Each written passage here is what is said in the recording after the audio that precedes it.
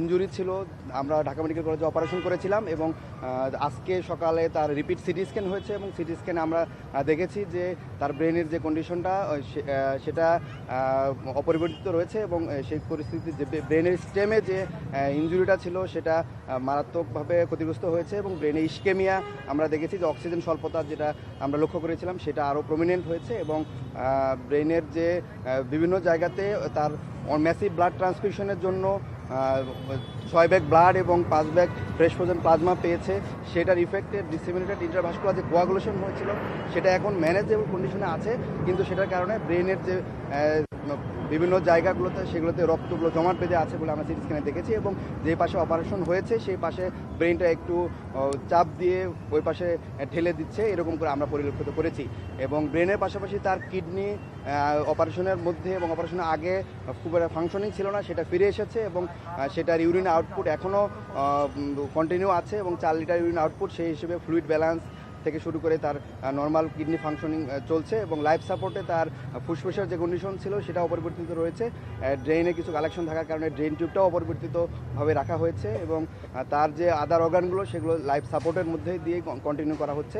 এখন আপনারা দেশবাসী সবাই তার জন্য দোয়া করবেন এবং আমরা বলতে চাই যে এই যে তাকে হেডশুট করা হলো এবং সেটা আমরা দেখেছি যে আমি একজন সার্জন হিসেবে বলতে চাই খুব এক্সপার্ট হেডশুটটা করা হয়েছে, কারণ তাকে যেই জায়গা দিয়ে টেম্পোরাল বোন ভেদ করে একদম ব্রেনের যে মেইন অংশ ব্রেন স্টেম যেটাতে হৃদযন্ত্র এবং শ্বাস প্রশ্বাস সেন্টার থাকে ঠিক সেই সেন্টারের সামনে দিয়ে সার্কেল অফ উইলিস যেখানে সবচেয়ে বেশি রক্তনালীগুলো থাকে ওই রক্তনালীর সামনে দিয়ে একদম A4 ওপর হয়ে গিয়েছে। তার মানে খুব এক্সপার্ট হ্যান্ড ছাড়া এরকম, এবং সে যদি অভিজ্ঞ না হয় এই জায়গা দিয়ে গুলি করতে পারে না। তাকে এখনও নিবিড়ভাবে পর্যবেক্ষণের মধ্যে আছে এবং তার পরিবার তাকে উন্নত চিকিৎসার জন্য হয়তোবা বিভিন্ন জায়গায় নেওয়ার জন্য চেষ্টা করছে, তবে সেটা তার পরিবার সিদ্ধান্তটা চূড়ান্ত বলে আমরা মনে করি।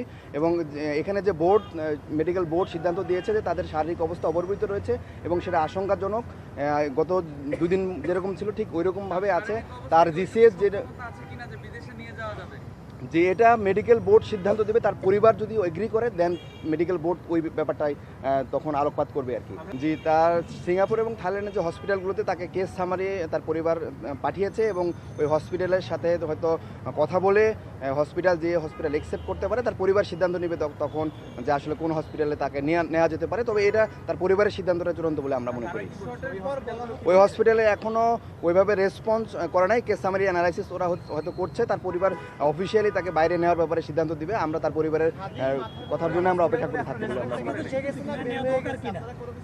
জি, হাদি ভাইয়ের বুলেটটা রাইট সাইড দিয়ে ঢুকে গিয়ে বাম সাইড দিয়ে বের হয়ে গেছে টেম্পোরাল রিজন দিয়ে।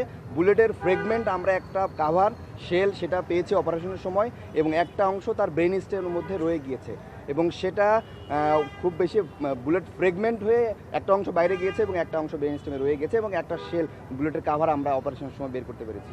যে তার কনজারভেটিভ ম্যানেজমেন্ট চলছে, তার ব্রেনে যে ইডেমা আছে চাপ আছে সেগুলোর জন্য মেডিকেল যে ম্যানেজমেন্ট পসিবল, এটা যে কোনো বিশ্বের সাথে ওয়ার্ল্ড ক্লাস স্ট্যান্ডার্ড তার চিকিৎসাটাই চলছে, তো সেটা কনজারভেটিভ ম্যানেজমেন্টে চলছে এবং ফার্দার কোনো সার্জারি লাগবে না বলে আমরা মনে করি। তারপরে যদি বোর্ড মনে করে যে না নেক্সট কোনো প্রসিডিউরে যেতে হবে তাহলে সেই বোর্ডের সিদ্ধান্ত অনুসারে সেই প্রসিডিউরে যা পসিবল হবে। জিসিএস তার এখনও 3, আর E1 VT M1 আমরা মেডিকেলের ভাষায় বলি। তো জিসিএস যেরকম অপারেশনের আগে ছিল, অপারেশনের সময় যেরকম ছিল ঠিক এখনও ওই পর্যায়ে আছে। যে মাথায় যে গুলিটা ফ্রেগমেন্ট হয়ে ভাগ হয়ে একটা অংশ বের হয়ে চলে গিয়েছে আর অল্প ছোট একটা অংশ ব্রেন স্টেমে রয়ে গিয়েছে এবং একটা গুলির কাভারিং আমরা অপারেশনের সময় বের করতে পেরেছি। আসলে আমরা রিস্ক বেনিফিট চিন্তা করি, যে জায়গায় গুলিটা আটকায় আছে সেটা খুবই ডিপ সিটেড এবং ওইখানে একদম ব্রেনের যে রক্তনালীগুলো আছে ঠিক রক্তনালীর সামনে অনেকগুলো রক্তনালী সেখানে একসাথে সার্কেল অফ উইলিস বলি আমরা, সেখানে আটকায় আছে। তো আমরা মনে করি যে ব্রেনের যে আমরা অপারেশনটা করেছি মূলত ব্রেনটাকে স্পেস দেওয়ার জন্য অপারেশনটা করেছি। মাথার হাড্ডির যে খুলিটা এই বাম পাশের খুলিটা আমরা কেটে ব্রেনকে একটা স্পেস দিয়েছি। এই যে ব্রেনে ইডেমার কারণে সোয়েলিং হচ্ছে, ব্রেন তো একটা শক্ত কাভারিং বোনের মধ্যে ফিক্স থাকে, যদি স্পেস না পায় তখন ব্রেনের বিভিন্ন অন্যান্য অঙ্গগুলোকে চাপ দেয়। ওই স্পেস ক্রিয়েট করার জন্য মূলত বাম পাশের হাড্ডিটাকে খুলে দেওয়া হয়েছে, একটা স্পেস ক্রিয়েট হচ্ছে, ব্রেনটা এক্সপান্ড করতে পারছে। আসলে ব্রেনের গিয়ে রক্ত বা বুলেট নিয়ে আসার জন্য মূলত অপারেশন করা হয় না, ব্রেনকে স্পেস দেওয়ার জন্য মূলত অপারেশনটা করা হয়েছে। জি, তার কার্ডিয়াক অ্যারেস্ট যখন আমরা প্রথমে ওসেকে রিসিভ করি তখন প্রায় 2:20 বা 2:30টার মতো বাজে, তখনই সে কার্ডিয়াক অ্যারেস্ট হিসেবে আমাদের এখানে আসে।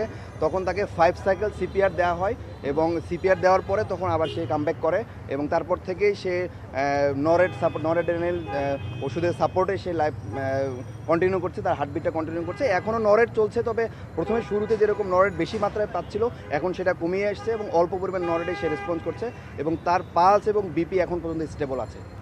তার পরিবার যদি মনে করে এবং বোর্ড যদি চিন্তা করে তার শারীরিক অবস্থা ফিজিবল, দেন তারা হয়তো মুভ করতে পারে। এটা পরিবারের উপরে আমরা সিদ্ধান্তটা দিই এবং এই সিদ্ধান্তটা তার পরিবারেই জানাবে বলে আমরা